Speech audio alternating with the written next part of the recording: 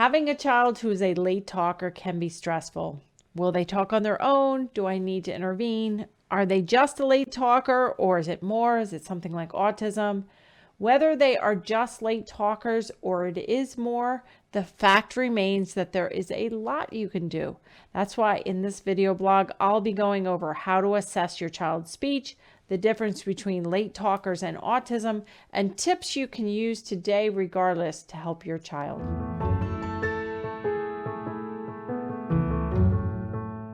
Hi, I'm Dr. Mary Barbera, autism mom, board certified behavior analyst, and best-selling author. Each week, I provide you with some of my ideas about turning autism or signs of autism around. So if you haven't subscribed to my YouTube channel, you can do that now. Recently, I spoke with a new member of my Turn Autism Around community. The dad wasn't ready to label his child with autism while the mom was ready to start interventions. Dad mentioned that he himself was a late talker and felt like his daughter was just a late talker too. So the question is, do you wait for late talkers to catch up, or how can you tell if it is something more? When the autism word was first considered for my son Lucas, I met with a friend who told me that if ABA therapy was working for kids with the most severe autism, why wouldn't it help my son, who I thought was just speech delayed? It was from then forward, I decided to do everything I could to help my own son catch up developmentally. So whether your child is a late talker or has autism isn't the important part here. Intervening now, regardless, is. The first step before intervening is to do an assessment. And part of that assessment is looking at your child in terms of not just how much they're talking, but what they're saying, how they're using language. Are they just labeling numbers and letters? Are they just labeling things? Are they not talking at all? Completely not babbling, not talking? What age are they? The other thing also to look at is receptively, how much are they understanding language? So if you have a child that's fully comprehending everything you're saying and the expressive language is just delayed, it will make a difference too.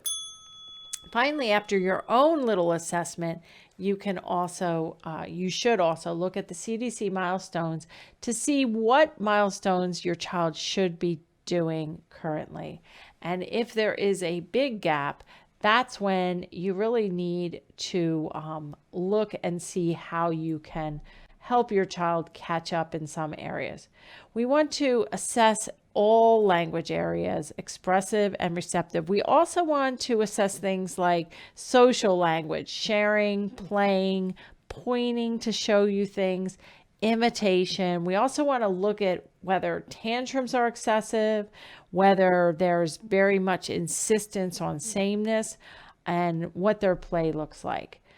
But being a late talker doesn't necessarily mean autism. I have a video blog also on the difference between autism and speech delay, and another video blog on autism versus ADHD. And some kids who have language delays and are late talkers actually do just catch up on their own or with some minimal help. But some kids who have some words, they don't use it functionally. And those are the kids with poor expressive language and receptive language. Those are kids that we should be more concerned about.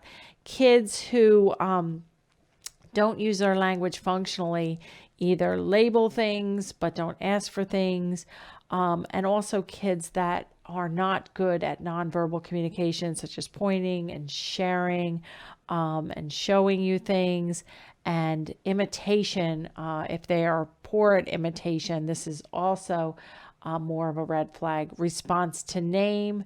If they're not responding to their own name, if they're young, that may also be a red flag. So if you just strictly have a late talker who's pointing and sharing and showing and understanding language, it might just be a late talker. If you have a lot of other issues, it may be autism. But it's important, regardless of what it is or what it might be, for you to not be in denial, to not, like I did, stick your head in the sand and wait, because the wait lists for evaluations are long. So if I were you, I would get on a wait list just in case, because they are months and sometimes over a year long to see a developmental pediatrician to tell if it's autism or something else. And regardless of a diagnosis, you can build language starting right now. Couple little tips. Certainly I have a whole online course that you could learn a lot more from, but some really simple tips that you could start today is you want to simplify your speech as much as possible. So you want to, if a child wants a banana and they are not speaking at all, even hold up the banana and say banana, banana, banana as you hand them to them. You want to repeat the words 3 times and single words, very simple words, up, up, up, instead of saying, Johnny, let's go up the steps and let's get a bath and those sorts of things. Limit your words, try to be animated and fun, and see if your child starts to comprehend and starts to talk a little bit more. In summary, having a late talker may be just that, a late talker, while others who are late talkers may go on to receive an autism diagnosis. As scary as this all is, the best step is to act now, to do an assessment, to check out the milestones, and to learn more about these techniques to help your child. The longer we wait for talking to come, the harder it becomes to help these kids catch up, and breaking language down to single words and repeating them frequently can help.